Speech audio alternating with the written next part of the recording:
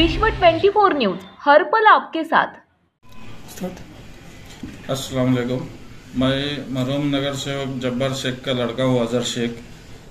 मैं हिंदी से ज़्यादा मराठी में अच्छा बात करता है, इसलिए मैं मराठी में बात कर रहा हूँ। काल जे आपल्या मीडियाच्या माध्यमातून एक व्हिडिओ व्हायरल झालेला आहे, त्यामध्ये माझ्या वडिलांचं नाव घेऊन जे बोलण्यात आलेलं आहे की त्यांना त्यांच्या काका लोकांना, भाऊ लोकांना खोट्या साक्ष्या देऊन हे करून जे सजा लावलेली आहे, असं वक्तव्य करणाऱ्या व्यक्तीचं अस्तित्व काय आहे पहिला हे लोकांनी बघावं। जे लोक हे शब्द वापरतायत त्यांच्या स्वतःवर प्रत्येक पोलीस स्टेशनमध्ये गुन्हे दाखल आहेत आणि वेळोवेळी त्यांनी गुंडगिरीच केलेली आहे आणि हे लोक आज कायद्याचा विषय बोलतात आणि पोलिसांनी जे तपास केलेला आहे ते खोटा आहे का, किंवा न्यायालयाने जे निर्णय दिलेले आहे ते चुकीचे आहे का, यांना म्हणण्याचा अर्थ काय आहे यांचा?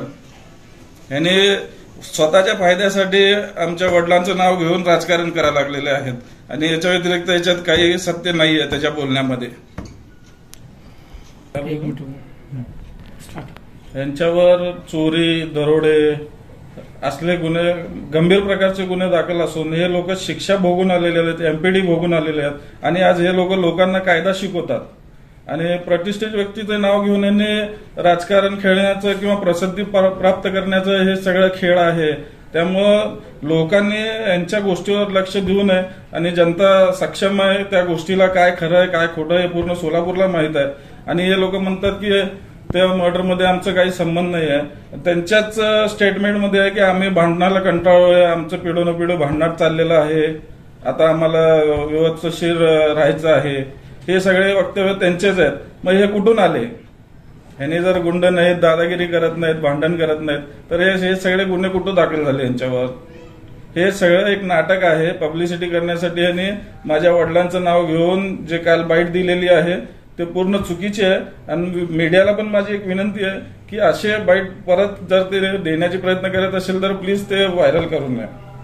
जे सर तुम्हाला ते 2 लाख रुपयाचं काय म्हणतो होतं ते 2 लाखाचा विषय काय आम्हाला माहित नाही आणि ते आमचं काय संबंध नाही। आम्हाला केस चालवायची होती, आम्ही केस चालवली, पोलिसांनी तपास केला, गुन्हा सिद्ध केला, त्यात काय खोटं नाहीये। नाही, तो म्हणत होता, तिने म्हणत होते की तुम्हाला 2 लाख रुपये असं नाही, त्या विषयाला आम्हाला काय माहितीच नाही ना, त्यामुळे काय बोलू शकत नाही। आणि या गोष्टीला जवळजवळ 2007 मध्ये मर्डर करण्यात आला माझ्या वडिलांचा, आता चालू आहे 2022।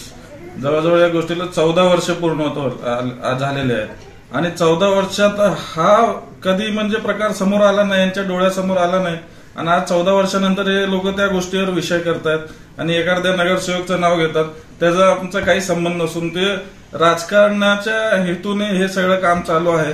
फक्त या दोघांचे घरं भागून घेण्यासाठी आमच्या नावाचा उपयोग करत आहेत आणि माझ्या वडिलांचं नाव घेऊन 15 वर्ष झालं हे लोक अजून पण घर चालवून घ्यायला लागले त्यांचं। त्यांनी पॉलिसीचे पैसे एका माजी नगरसेवकाला देऊन असं काहीतरी पॉलिसीचे पैसे आम्ही द्यायचा प्रश्नच येत नाही, कारण त्यात पैसे देण्या घेण्याचा व्यवहारच येत नाहीये आणि त्या नगरसेवकचा विशेषात काय संबंधच नाहीये। एक माणुसकीच्या नात्याने ते आमच्या संपर्कात होते, आम्ही त्यांच्या संपर्कात होतो, हे एवढं एकच आहे, दुसरा त्याच्यामध्ये काही सत्य नाहीये। आणि पॉलिसीचे पैसे देण्यासाठी याच्या समोर आम्ही दिलं होतं का याच्या घरी बसून ते पॉलिसीचे पैसे घेतले होते हे आम्हाला माहित नाही। आणि हे 2007ला जी घटना घडलेली आहे, जे आमचं नुकसान झालेलं आहे, हा नुकसान कोण भरून काढू शकत नाही आणि भरून देऊ पण शकत नाही आहे। त्यामुळं दोघांना पण विनंती करतोय, प्रेमाने विनंती करतोय की आमच्या नावावर स्वतःचे घरं भरून घेऊ नका, स्वतःचे घरं चालवू नका। सालार कंपनीला पण सांगतोय आणि तौफिक पैलवानला पण सांगतोय की तुमचं वाद असेल तर तुम्ही वैयक्तिक हे करा, आमच्या घरचं नाव घेऊ नका, ही एक विनंती आहे। अन्यथा याच्यानंतर काही जर व्हिडिओ असं व्हायरल झाला तर त्याचे परिणाम भोगावे लागेल तुम्हाला। राज्यातील महत्त्वाच्या आणि आपल्या भागातील ताज्या बातम्या पाहण्यासाठी आजच आमच्या विश्व 24 न्यूज चॅनलला यूट्यूबवर सबस्क्राईब करा आणि बेल आयकॉन प्रेस करा।